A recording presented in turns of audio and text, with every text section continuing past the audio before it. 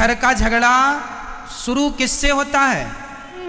किसी के घर का झगड़ा स्त्री से शुरू होता है और किसी के घर का झगड़ा पुरुष से होता है। मैं केवल यहाँ दोनों को ये निवेदन करूँगा कि यदि पुरुष झगड़ा शुरू करता है तो जब आपको पता है कि मेरे पति की ओर से झगड़ा होता है तो फिर आप उस झगड़े की आग में घी क्यों डालती हो? आग तभी भड़कती है जब उसमें घी हो। यदि घी नहीं होगा तो आग बुझ जाएगी। यदि पति आग लगा रहा है तो पत्नी को चुप रहना चाहिए। आप चुप रहेंगी, झगड़ा शुरू तो होगा पर आगे बढ़ेगा नहीं, खत्म हो जाएगा। और यदि स्त्री आग लगा रही है, स्त्री झगड़ा कर रही है, तो पुरुष को समझदारी का परिचय देना होगा, आपको चुप रहना होगा। यदि गृहस्थी को बचाना है तो दो में से एक को समझदार होना ही पड़ेगा। दोनों मूर्ख हुए तब तो गृहस्थी चल ही नहीं सकती। चलेगी बताइए? इसलिए दो में एक को समझदार होना चाहिए। इसलिए या स्त्री समझदारी का परिचय दे या पुरुष समझदारी का परिचय दे। ज्यादा बोलने से विवाद होता है। गृहस्थों में आप बहुत गंभीरता से विचार करेंगे तो आप इस नतीजे पर पहुंचेंगे कि ज्यादा बोलने से विवाद होता है। ज्यादा ना बोला करिए और रिश्तेदारों से भी ज्यादा बातें ना किया करिए। और एक चीज और बताऊं, पति और पत्नी दोनों को अपने घर का भेद कितना भी खासम खास हो, कोई हो, तुम्हारा अपना ही क्यों ना हो, घर के भेद कभी किसी से नहीं कहने चाहिए। घर की बातें, आजकल स्त्रियां पति पत्नी में जरा सा विवाद हुआ जाके पड़ोसन से कह आती हो, तुम तो कल पति पत्नी मिलके एक हो जाओगी, पर पड़ोसन को तो तुम्हारी औकात पता चल ही गई ना। वो तो सदा ताने, अरे हमसे ना ज्यादा झाड़ो, हम जानते तुम्हारे पति को, हम जानते हैं तुम्हें, तुमने क्योंकि बोल दिया था। सारे घरों में झगड़े होते हैं, हर घर में। इसका अर्थ ये नहीं कि तुम अपनी बातें जाके पड़ोसन से कह लोगी, रिश्तों में कह लोगी, किसी से ना कहा करो। अपनी घर की बातें घर के आप लोग अपनी समझदारी से अपने रिश्तों को ठीक करिए। और तलाक देना और लेना ये किसी भी समस्या का समाधान नहीं। तलाक लेके क्या करोगे? माँ बाप के घर बैठोगी? बेटियों से मेरा सवाल है, तलाक लेके कहाँ जाओगी? अपनी मम्मी के घर बैठोगी कब तक? मम्मी जब तक जिंदा है तब तक तुम्हारा सम्मान है। माँ मर जाएगी फिर तुम्हारी भौजाई तुम्हें सम्मान करेगी? सम्मान भी देखो, एक दिन जाओ, 2 दिन जाओ तो सम्मान होता है। घर पे ही पड़े रहो किसी के तो सम्मान नहीं होता। बोलो हाँ या ना? साल में एक बार के लिए घर में भाभी आ जाए, भौजाई आ जाए, ननंद आ जाए तो भाभी भी सम्मान, आओ दीदी, आओ दीदी, आओ बहन। और 2-4 महीने के लिए बोल दे जाऊंगी नहीं तो टेंशन हो जाती, यहीं खाएगी अब। इसलिए मैया बाद में लड़ लेना अपनी भौजाई से। अभी सुन लो, केवल कुल मिला के बात यह है, मैं सारी यहां बेटियों से बात करना चाहता हूं, बहुओं से। कई बार बहुएं अपनी मां के कहने से अपने पति को छोड़ देती हैं। मां ने कहा तेरी ससुराल अच्छी नहीं है, पति लड़ता रहता, आजा, हम जिंदा हैं, हम तेरा पेट भरेंगे। ये मम्मियों को पता नहीं कब अक्ल आएगी। बेटियां बताओ, आपसे सवाल है, बेटी अपने पति के साथ सुखी रह सकती है कि अपनी मां के साथ? ज्यादा सुख उसे मां दे सकती है या उसका पति? जोर से। एक स्त्री का मां के साथ रहना उचित है या खुद के पति के साथ रहना जायज है? कहां रहना चाहिए? बोलो मेरी मां। अरे सिर ना हिलाओ, बोलो मेरी मां। किसके साथ? नहीं निकल रही आवाज। किसके साथ? मां के साथ, पति के साथ। हर स्त्री की भलाई पति के साथ रहने में है, ना कि मां के साथ रहने में। तुम पति को छोड़ के मां के साथ, तुम्हें ज्यादा अपनी मां की गर्मी है ना कि मेरी मां, मेरे मायके में तो सब कुछ है, हम कोई भीख थोड़ी मांगते थे, हम तो 56 भोग खाते थे। तो तुम्हें भी 56 भोग तब तक ही मिलेंगे जब तक माँ जिंदा है। माँ मर जाएगी, कुत्तों सी जिंदगी जीना पड़ेगा। हाँ या ना? फिर इसलिए अपनी भलाई चाहती हो तो अपने पति की बात मानो, अपनी माँ की नहीं। जिन जिन बेटियों ने अपनी माँ की बात मानी, शादी के बाद उनका घर उजड़ा है। शादी के बाद लड़की को अपने पति की बात माननी चाहिए। यदि अपने माँ बाप की बात मानेगी तो मैं लिख के दे दूंगा स्टाम्प पेपर में, जो लड़की अपने माँ बाप की बात मानेगी उसका घर कभी बस ही नहीं सकता, चाहे वो कितनी भी समझदार क्यों ना हो। माँ बाप के हिसाब से घरों में बाग नहीं लगेगा, आग लगेगी। इसका एक जीता जागता मैं उदाहरण दे सकता हूं आपको, कहो तो दे दूं? तो सुनो, ये कथा मैंने एक दिन सुनाई थी पर इस मुद्दे पर नहीं सुनाई, इसलिए इस मुद्दे पर दोहरा देता हूं। महाभारत का युद्ध एक लड़की के पिता के कारण हुआ है। कौन है वो लड़की और कौन है वो पिता, सुन लो। महाराज शांतनु मत्स्यगंधा पर मोहित हो गए। कथा हमने सुनाई थी, केवल स्मरण कराएंगे आपको, समय पूरी सुनाने का नहीं है। केवल इतिहास से हम आपका परिचय कराएंगे कि जिस लड़की ने अपने माँ बाप की बात मानी उसके जीवन में परिणाम क्या हुआ। महाभारत की जननी कौन है, आज मैं आपको स्पष्ट कर देता हूं। भीष्म पितामह गंगा पुत्र हो चुके थे। शांतनु का एक बेटा था, 14 साल की उम्र थी। भीष्म पितामह की उम्र कितनी थी? 14 साल का छोरा था भीष्म पितामह की उम्र। ये गंगा पुत्र थे। शांतनु गंगा जा चुकी थी, अपनी पत्नी के वियोग में ये तड़पते थे। एक दिन एक महिला इन्हें मिल गई, बड़ी सुंदर थी, उनसे विवाह करने का मन हुआ। उसका नाम था सत्यवती।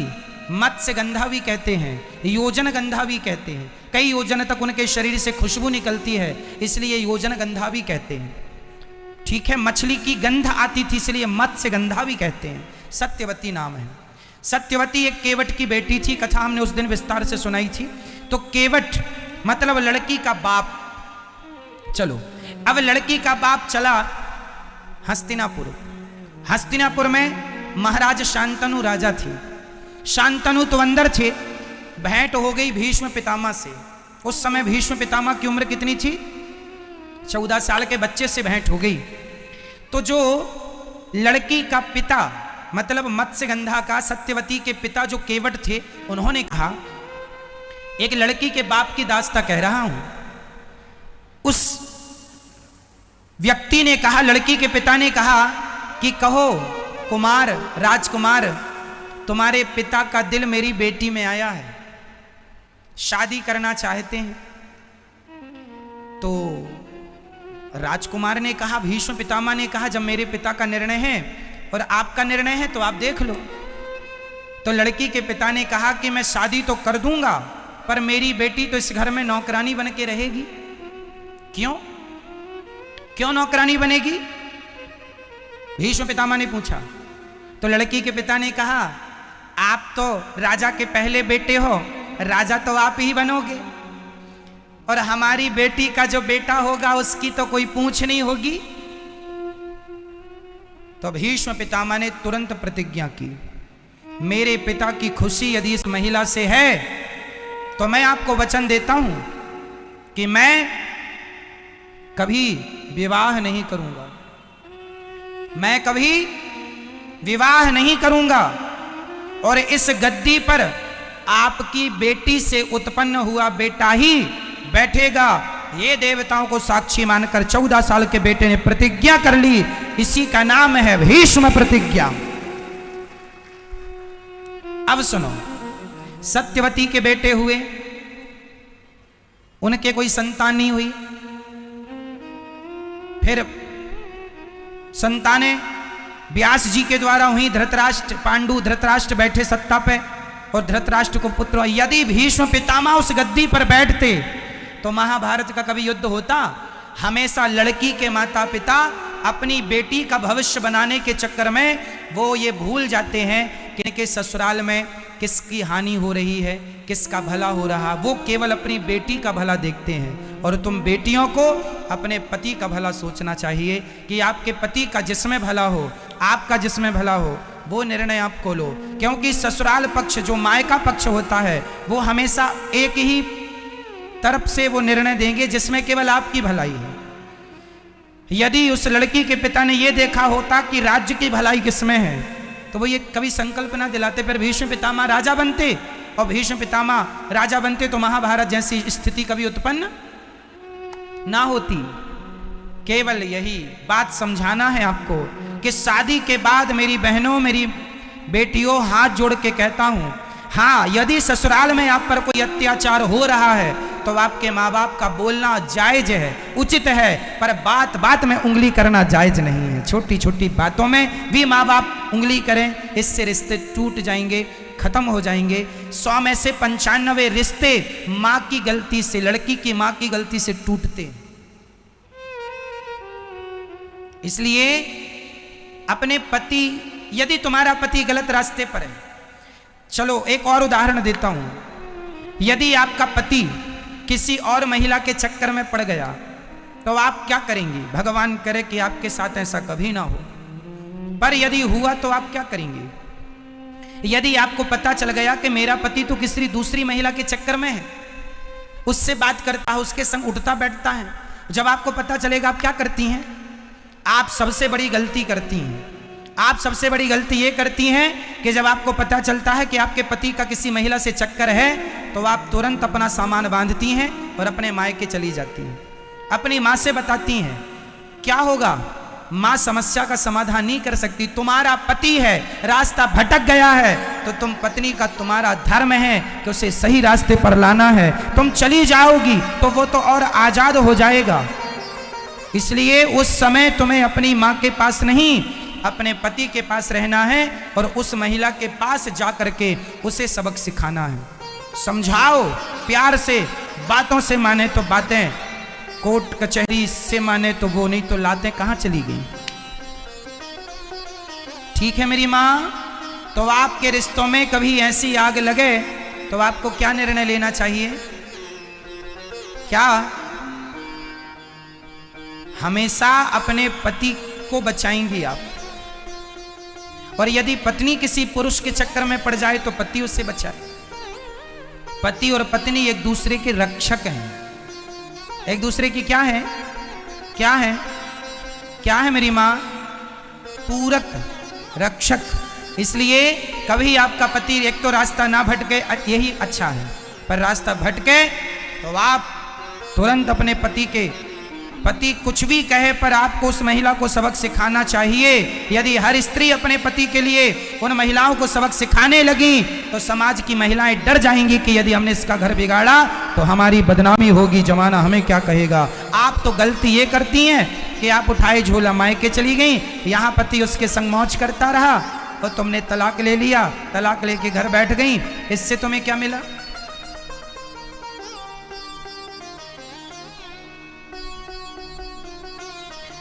तुम्हें ऐसे आदमी के संग रहना है, नहीं रहना वो अलग विषय है, बाद में सोच लेंगे।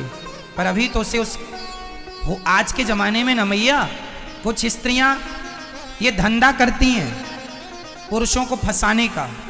हो सकता है तुम्हारा पति भी उसका शिकार हो चुका हो। आजकल मार्केट में ये बड़ा धंधा चल रहा है। जो अच्छे लोग हैं उन्हें ये महिलाएं अपने झूठे जाल वाल में फंसाती हैं। हो सकता है उनमें से आपका कोई अपना हो। इसलिए हर पुरुष से मैं निवेदन करूंगा, पराई नारी से सदा बच के रहो। पराई नारी कभी तुम्हारी सगी नहीं हो सकेगी। कभी ना पराई नारी सगी होगी, ना पराया पुरुष सगा होगा। अपनी पत्नी और अपने पति में ही विश्वास करना सीखो। यदि तुमने किसी और के आंसुओं पे चले गए तुम्हारा सर्वनाश हो जाएगा। कुछ महिलाएं कैसे फंसाती हैं? एक महिला एक पुरुष के पास आई, रोने लगी, हमारा पति हमें बहुत मारता है, तो पुरुषों की तो दया बड़ी होती है। अच्छा बहुत मारता, आओ हमारे पास बैठो, कॉफी पियो, चाय पियो। अब वो नारी ने क्या किया, इसे कॉफी चाय पीते पीते ये उसके संग रहने लगा। बड़ा वो रोए कि हमारा मारता, हमें तो प्यार ही नहीं करता। तो ये बैठा सबका ठेका लेके कि मैं करूंगा तेरे से प्यार, अब तेरा पति तो करता नहीं है। और ये इस चक्कर में बेचारा बड़ा दयालु बन रहा, अपना विनाश कर रहा। इसकी पत्नी को पता चला, इसने देख लिया कि ये तो दूसरी महिला के संग बैठा है। तो इसकी पत्नी ने तुरंत कहा, कौन है ये? बोलता है मैंने बड़ा धर्म किया है, बड़ा पुण्य किया है। कौन सा पुण्य कर दिया तुमने?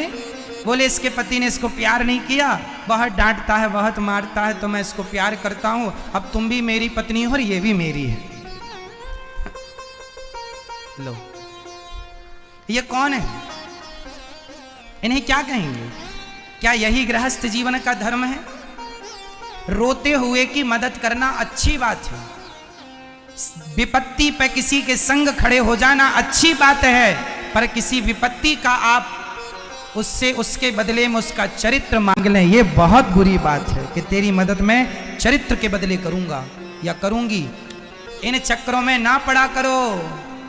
समाज बहुत गलत रास्ते पर चल चुका है, बहुत गलत कदम बढ़ चुके हैं लोगों के। समाज में क्या क्या लोग कर रहे हैं कहा भी नहीं जा सकता। क्यों मैया, बहुत कुछ हो रहा समाज में या नहीं? तो ऐसी गंदगियों से आपको अपने पतियों को बचाना है, अपनी पत्नियों को बचाना है, और आने वाली पीढ़ी को, बेटा और बेटियों को बचाना है इस गंदगी से, कहीं आप शिकार ना हो जाए। इसलिए पति पर जब कोई चरित्र का हमला होगा तो सबसे पहले साथ कौन खड़ा होगा? पत्नी, और पत्नी के संग पति, और एक दूसरे के चरित्र की रक्षा करो, एक दूसरे के काम आओ और प्रेम से गृहस्थी निभाओ। एक दूसरे से प्रेम करो, पत्नी पति से प्रेम करे, पति पत्नी से प्रेम करे, जैसे हमारे राम सीता से प्रेम करते हैं और सीता राम से प्रेम करती हैं। और दोनों से प्रेम हो, और दोनों पति पत्नी मिलकर दोनों भगवान से प्रेम कीजिए। यही सदगृहस्थ है, यही गृहस्थी है मेरी माँ। मैया समझ में आई बात? तो गलत रास्ते पर आप तो नहीं जाएंगे ना कभी? तो आप अपने पत्नी से और अपने पति से झगड़ा तो नहीं करेंगे? मैया आप लोग अपने पतियों से प्यार करती हो कि नहीं? बोलो हाँ या ना, बोलो हाँ या ना। करते हैं मैया? हाँ करते हैं। तो आपका पति आपसे प्यार करता है कि नहीं? चलो आप तो करती हो अपने पति से, पति करता है कि नहीं? नहीं, कभी तो आई लव यू कही होगा उसने, नहीं कहा कभी? मैया पति ने कभी आई लव यू कहा? नहीं कहा। अरे राम राम राम राम, कहते रहते हैं पर ये मानती नहीं है मैया। आपके पति भी आपसे बहुत प्यार करते हैं। अच्छा, पत्नियों को यही लगता है कि हम प्यार कर रही हैं अपने पति से, हमारा पति तो करते नहीं प्यार। 100 में से 95 पत्नियों को यही लगता कि हमारा पति हमसे प्यार नहीं करता। अब पति बेचारा क्या छाती फाड़ के दिखा दे कि हम तुमसे प्यार करते हैं? कह ही तो सकता है, छाती तो ना तुम फाड़ सकती हो ना पति फाड़ सकता। तो इसलिए मेरी माँ, यदि आपका पति आपसे प्यार करता है तो निश्चित जहां प्रेम अधिक होता है ना, यदि हम आपसे प्रेम करते हैं तो हम आपको डांट भी सकते हैं। बोलो हाँ या ना? हम आपसे प्रेम करेंगे तो हम आपको डांट भी सकते हैं, प्रेम नहीं करेंगे तो हम आपको नहीं डांट सकते। आपका पति आपको डांटा करे तो बात बात में गुस्सा ना हुआ करो कि डांटते रहते हैं। जहां प्रेम ज्यादा है, जिससे प्रेम करेगा उसी को डांटेगा, उसी को डांटता। आप भी डांट सकते हैं, वो भी डांट सकता है। यही गृहस्थी है। वो कुछ कहें तो तुम चुप रहा करो, तुम कुछ कहो तो वो चुप रहें। यही समझदारी है गृहस्थी की। और ऐसे से रिश्ते चलते हैं। आप जरा जरा सी बातों में झोला उठा के मायके चली गई, आप जरा जरा सी बातों में आपने बोलना।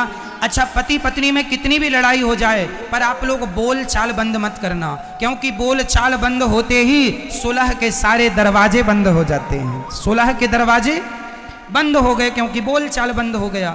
कई पति पत्नी जरा सा लड़े, बोल चाल बंद, बोलेंगे नहीं, डे बोले चुप पैटाप। बोला करो, कितना भी लड़ाई झगड़ा हो पर बोलना।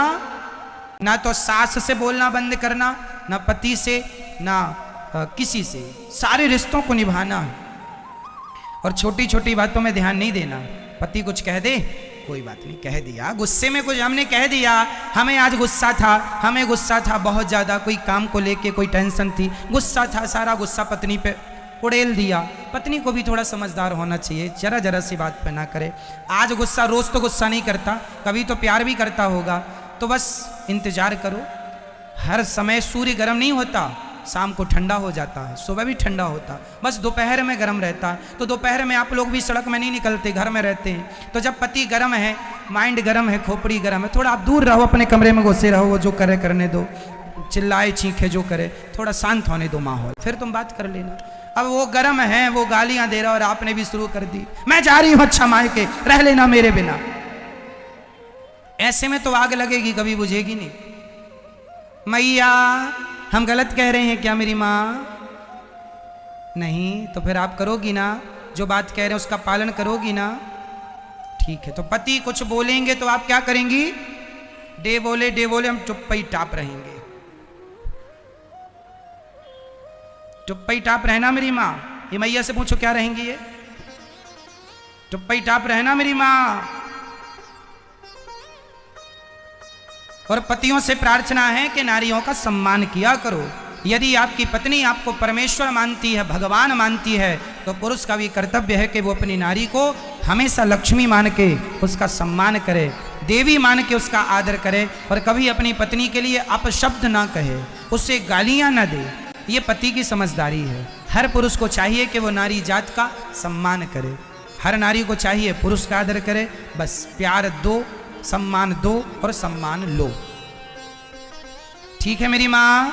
चलो, तो भगवान गोपियों को समझाते हैं पति की सेवा करना है और पति के साथ रहना है सारी जिंदगी, खुश रहना है, प्रसन्न रहना है। रिश्तों की अहमियत को समझो, रिश्तों को निभाओ।